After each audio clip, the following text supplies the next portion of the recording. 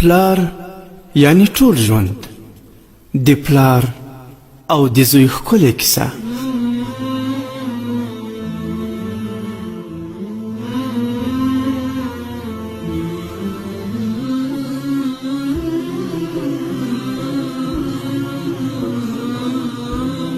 یوه ورځ یو پلار د خپل زوی په اوږه باندې لاس کېښود او ورته یې وویل: زویه، زه به قوي یم، زورور یم، او که ته به قوي یې؟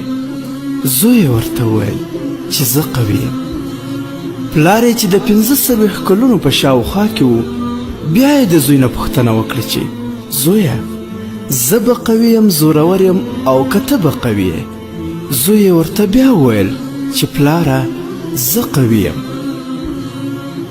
پلار یې د ځایه پورته شو او یو څو قدمه مخکې ولاړ او له خفګانه یې څو اوښکې د سترګو توی شوې او د دریم ځل لپاره یې د زوی نه بیا پوښتنه وکړه چې زویه، زه به قوي یم او که ته به قوي یې؟ زوی یې ورته وویل چې پلاره، ته قوي یې. پلار یې ورته وویل: زما ناراحتي چې دې ولیده، نو ځکه دې وویل چې ته قوي یې. زوی یې ورته وویل: هغه 2 ځلې چې مې درته وویل چې زه قوي یم، علت یې دا و چې ستا لاسونه زما په اوږو باندې پراته وو.